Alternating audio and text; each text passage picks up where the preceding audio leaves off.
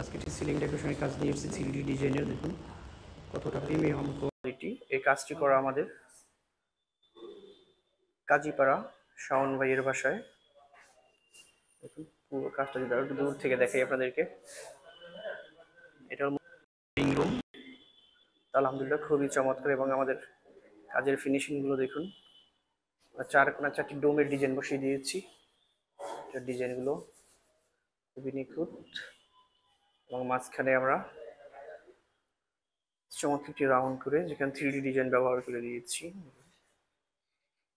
এবং একটি gypsum ceiling রোজ ব্যবহার করা হয়েছে। আনকমন একটি ডিজাইন আলহামদুলিল্লাহ।